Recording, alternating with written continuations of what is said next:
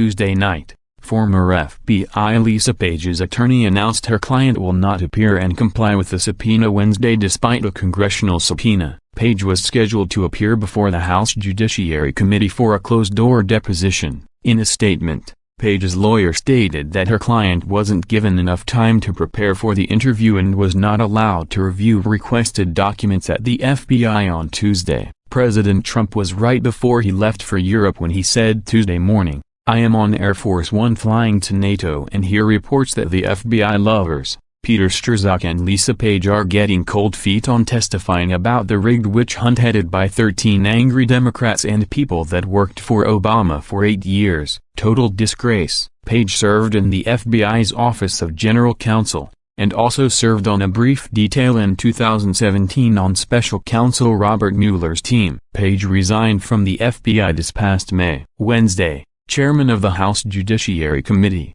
Rep. Bob Goodlatte, said that Republicans recently were forced to call on U.S. Marshals to serve former FBI lawyer Lisa Page with a subpoena to testify before Congress, as he accused Page of apparently having something to hide. This came after Page's lawyer claimed she will cooperate with this investigation, even as Page defied that subpoena to appear on Wednesday before the House Judiciary and Oversight and Government Reform Committees. Goodlatte said that Page's attorney initially agreed to accept service of the subpoena for Page, but then turned around and immediately tried to reject it. "So that's why we sent the marshals to her house, to serve the subpoena. They had to go back 3 times before they were finally able to reach her," Goodlatte declared. After Lisa Page's no-show on Wednesday, President Trump took to Twitter blasting her once again in a pair of tweets. He said, "Ex-FBI lawyer Lisa Page today defied a House of Representatives-issued subpoena to testify before Congress. Wow,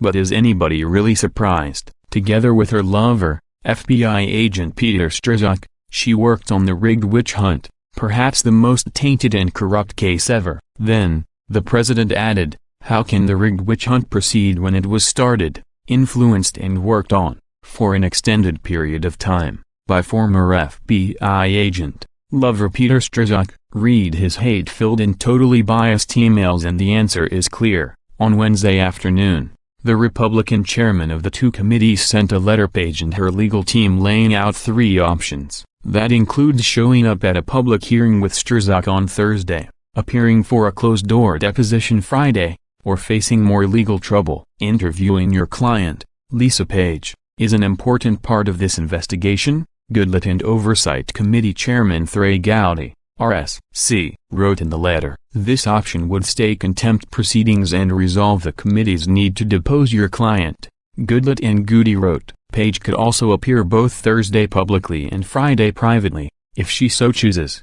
If she does not appear at either, House Judiciary intends to initiate contempt proceedings on Friday, July 13, 2018, at 10:30 a.m. The letter said, "She has been in complete defiance of cooperation with the House Judiciary Committee and the Oversight and Government Committee for 7 months now. I think it's very important for her to understand that she should comply with it now before she's held in contempt of Congress, which could happen as soon as Friday," Goodlatte stated. In a statement released Wednesday, Page's lawyer dismissed Goodlatte's claim that she has something to hide. "There is no basis for claims that Lisa has anything to hide or is unwilling to testify," Amy Jeffress said. A report by the Inspector General released last month revealed the anti-Trump texts between the two, including an exchange in which Strzok wrote "We'll stop it," referring to President Trump winning the election. Additionally, on Wednesday, House Speaker Paul Ryan told reporters he's willing to hold Lisa Page in contempt of Congress if she continues to defy a congressional subpoena.